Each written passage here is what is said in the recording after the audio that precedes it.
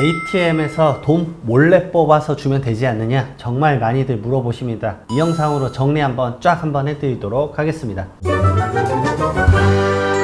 네, 안녕하세요. 재테크 말하는 두꺼비 세무사입니다. 제가 상속세랑 증여세 강의 정말 많이 갑니다. 최근에 매경 머니쇼도 갔고 거기서도 많은 분들이 물어본 겁니다. 1대1 질문을 할 때 이 질문을 빼놓지 않고 정말 모든 분이 거의 많이 물어보는 것 같아요. 정말 간단하게 좀 생각하셔서 여쭤보는 것 같은데 제가 정말 너무 많이 물어보고 유사한 것도 많이 찍었지만 요거 한번 쫙 말씀드려 보도록 하겠습니다.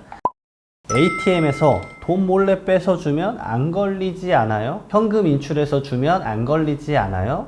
유사한 질문들 정말 많이들 하고 있죠. 자, 이게 걸리는 포인트가 여러 가지 있지만 가장 대표적으로 추정상속재산 때 많이 걸리죠. 돌아가시기 전에 돌아가신 날로부터 1년 내 2억 원, 2년 내 5억 원에 사용처가 객관적으로 명백하지 않은 금액을 인출을 했다. 그러면 이 금액 어디로 갔느냐 소명을 하지 못하면 결국 상속인들이 전부 다 이것에 대해서 상속세를 맞아야 된다 라고 말씀드렸죠. 그리고 추정상속재산으로 끝나는 게 아니죠. 그럼 뭐 잘 가려가지고 걸리지 않고 좀 넘어가고 적당히 소명했다라고 하실 수도 있어요. 그러나 어떻게 걸린다? 제가 상속세 세무조사를 정말 많이 하는 걸 알고 계실 거예요. 정말 실무를 많이 하고 있고 상속세 조사도 정말 많이 하고 있어요. 자, 이런 상황에서 이런 식의 이제 조사 요구사항이 날라와요. 조사 소명 요구서에서 23년 4월 10일까지 해주십시오. 2011년도부터 10년간 쭉 이런 내역들. 근데 출금 내역 보세요. 100만 원 이상 출금된 내역들 전부 다 소명하세요. 사용처가 보니까 자녀나 며느리가 가져간 것 같습니다. 소명 좀 해주십시오. 이 말이에요. 그래서 제가 유료 강의나 이런 데 가면은 말씀드리는 게 이 금액, 이게 뭐 예를 들어서 아버지가 돌아가셨는데 이게 자녀에게 입금된 거냐.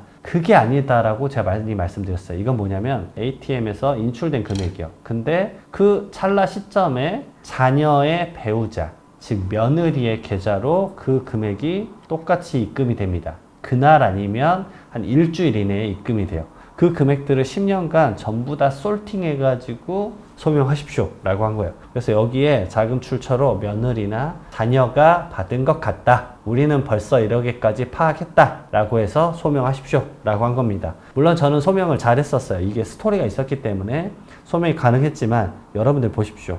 100만 원 이상 출금한 것들 전부 다 잡아내고 있다라는 거예요. 전부 다 ATM에서 뽑아낸 걸 잡아내고 있어요. 자, 이제 핵심 포인트요. 상속과 증여 포인트가 아니라 다른 관점에서도 ATM이나 은행 창구에서 돈을 뽑는 게 정말 어렵다라는 걸 말씀을 드려볼게요.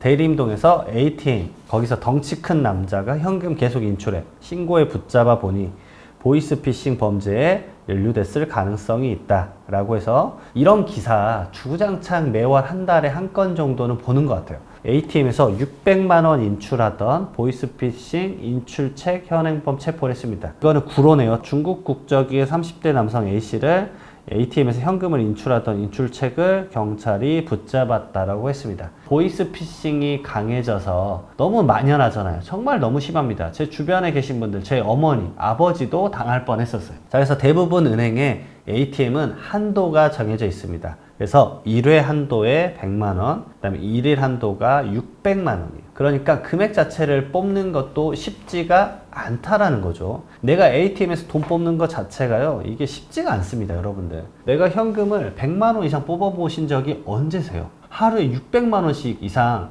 ATM에서 돈을 뽑을 일이 언제가 있으셨습니까? 그렇기 때문에 ATM에서 이렇게 큰 돈을 뽑으면 대부분 의심할 수밖에 없다는 거예요. 여러분들 현금 자체를 가지고 다니시나요? 저는 현금 안 가지고 다닌 지가 정말 너무 오래됐습니다. 1회에 100만 원, 1일에 600만 원도 사실 뽑을 일이 거의 존재하지 않기 때문에 이렇게 한도를 정해놨다는 거예요. 지연 인출 제도라는 게 있어요. 100만 원 이상 입출금을 하게 되면요, 30분 동안 인출을 멈춰요. 계속 큰 돈을 빼지 못하게 만든다라는 거예요. 100만 원 뽑고 30분 멈추고 100만 원 뽑고 30분 멈추고 이렇게 제한을 둔다라는 거죠. 왜냐? 그렇게 뽑을 일이 거의 없기 때문에. 그래서 지연 인출 제도를 만들어서 현금의 인출 자체를 아주 번거롭게 하고 있다는 점도 여러분들 꼭 아셨으면 좋겠어요. 많은 사람들이 이래 생각을 해요. 내 돈 내가 인출하는데 경찰이 무슨 상관이야. 2015년 기사예요. 그리고 1000만 원 인출 시 경찰이 출동하겠다. 그래서 2018년도입니다. 대구는 무조건 신고 보이스피싱 방지 대책으로 1000만 원 이상 인출하면 경찰이 출동하겠다. 그래서 사생활 침해 논란도 있었어요. 이 2021년 대전경찰청도 똑같아요.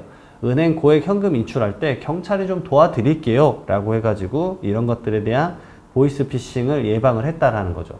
하지만 지금 우리 관점에서 이건 너무 번거로운 일이 아닐 수가 없어요. 그래서 금융감독원에서 2022년 8월 26일 날 9월 1일부터 대면 편취형 보이스피싱 피해 예방 활동이 강화됩니다 라고 해서 ATM은 이미 과거부터 설정되어 있었고요. 고객이 거액의 현금을 창구에서 인출했었을 때의 그 매뉴얼을 여기서 맞춘 겁니다.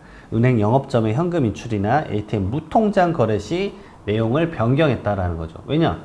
ATM에서는 100만 원씩 밖에 못 뽑고 30분 기다려야 되잖아요. 그러면 답답함이 밀려오는 겁니다. 그러면은 이분들이 결국은 창구로 가요. 그래서 창구로 인출합니다.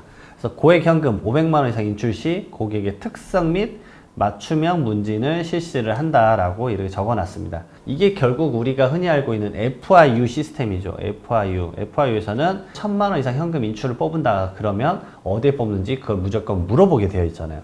그래서 고객의 피해 예방을 위한 영업점 확인 절차도 강화된다. 그래서 현금 인출 용도, 피해 예방 사항을 최종 확인한다. 1천만 원 이상 현금 인출할 때 이런 것들을 본다라는 말이죠. 특히나 60대 이상 고령층에 대해서는 영업점 직원이 현금 인출 목적 등을 직접 문의하게 되어 있다라고 적혀 있어요.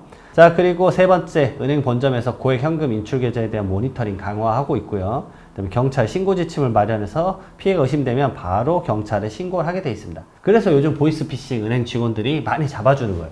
은행 직원분들 정말 수고하시는 겁니다. 자, 그리고 비정상적인 주민등록번호를 이용한 ATM 무통장 거래도 차단을 한다 라고 해서 이렇게 계속 잡아내고 있는 겁니다. 자, 여러분들 이제 좀 생각이 드실 겁니다. 현금을 몰래 주자. 현금 주면 되지 않아요? 세무사님 증에 안 걸리지 않아요? 자, 그럴 수 있습니다. 근데 어떻게 주실 건데요? 라는 근원적인 고민에 대해서 오늘 알아보는 시간이었어요. 막상 여러분들 중에서 ATM에서 20만원, 30만원, 말 그대로 결혼식 축의금이나 아니면 장례식장에서 부조금 주는 정도 이외에 인출 금액을 해보신 적이 대부분 없으실 거예요. 자, 이런 점들이 여러분들이 꼭 챙겨야 되는 부분이다 라고 말씀을 한번 드리고 싶었습니다. 영상 도움 되셨으면 구독과 좋아요 부탁드리고요. 다음에 또 다른 영상에서 뵙도록 하겠습니다. 감사합니다.